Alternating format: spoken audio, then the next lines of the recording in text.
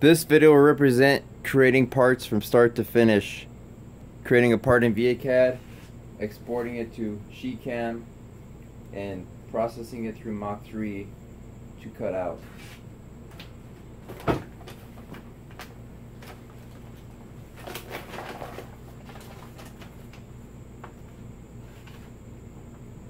First, you're going to go to Punch ViaCAD for creating a part.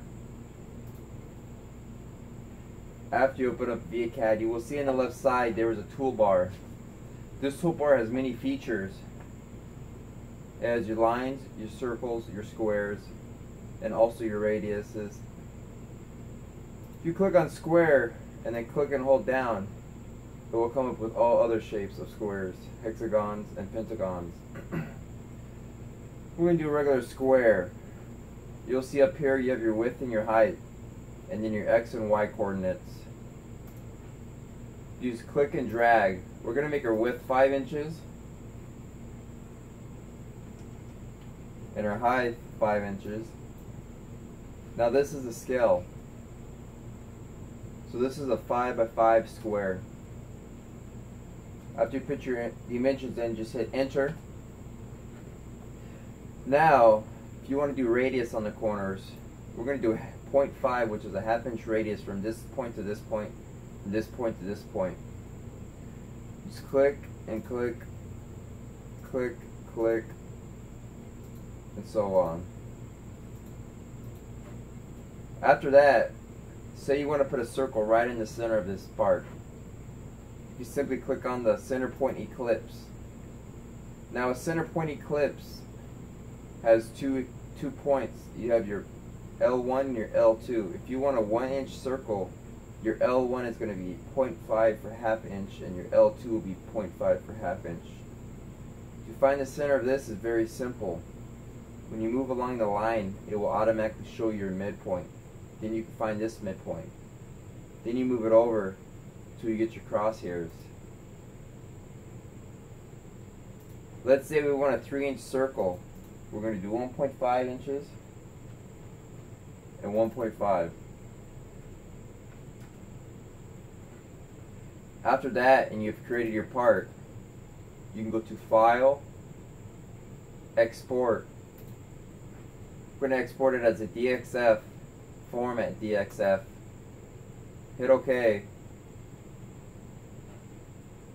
We're going to name this Test 1 on the desktop as a DXF. Hit Save. Now we're going to minimize this or close out and go to SheetCam.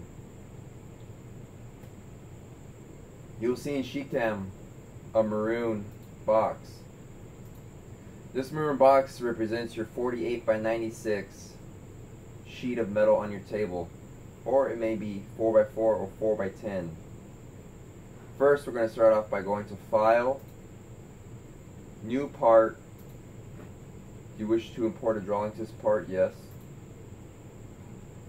We're going to go to our desktop, select DXF files.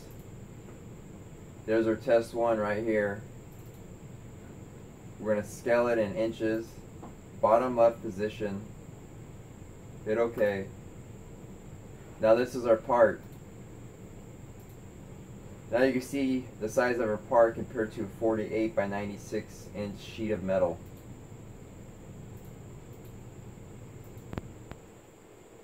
Now the next step is going to be creating a layer. We're going to want to create a layer.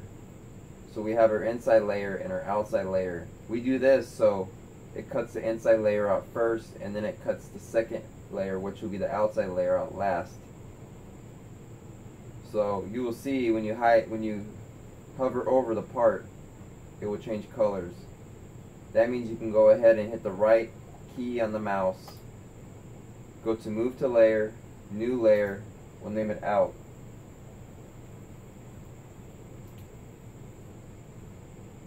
After that, you're going to go over here to Tools, create a new jet cutting tool. We're going to name this tool 12 gauge for 12 gauge metal. My kerf width will stay the same. My feed rate I will put up to 150, which is 150 inches per minute. My pierce delay I will put at 0.1 seconds. My pierce height will stay the same. My plunge rate I'll change to 40 inches per minute. And my cut height will stay the same. Then you're going to hit OK. Now you have created a 12 gauge tool. As you create more tools for different thicknesses, you will be able to just click on that thickness for that part and have it already preset. After you've done that, you're going to go to Operations and create a new jet cutting operation. We're going to go to Inside Offset. So basically, it's going to start from the inside of the circle, work its way out, so it just doesn't sit here and burn a hole and then move. We're going to go to Layer 1, which is our inside layer, 12 gauge. We're going to do arc in at 0.2, which I will show you in a minute, and arc out at 0.2.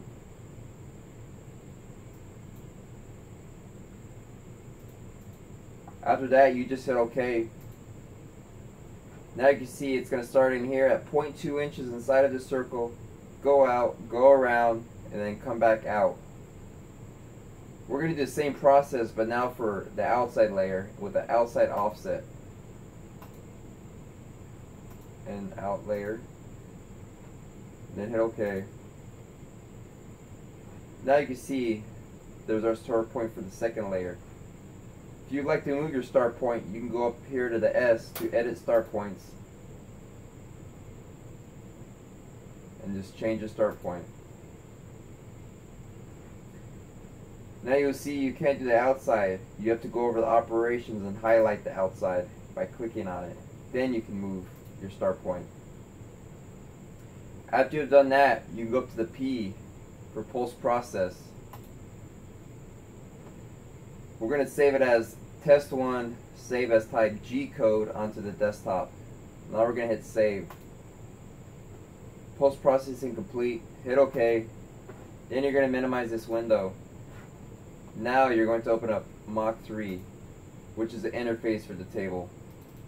Premiere Plasma Profile.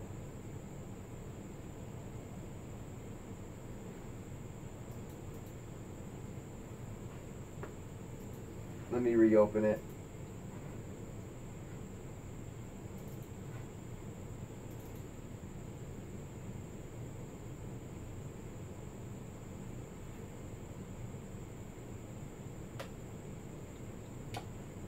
Now after you have opened up Mach 3, you're going to hit reset. Then you're going to go to load G code. Desktop. Test 1. Now here's all of our code. If you want to move this screen around, it is best to click on the right side of the mouse to move it around, and then you can zoom in and zoom out with the scroll on the mouse. Now we're going to move our table to the starting position, which is being on the edge of our metal. After you moved it to the edge of your metal where you want to start, you're going to hit 0x and 0y and 0z. Then you're going to hit start. And now it's running the code.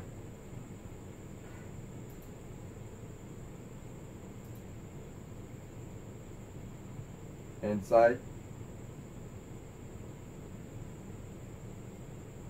Outside.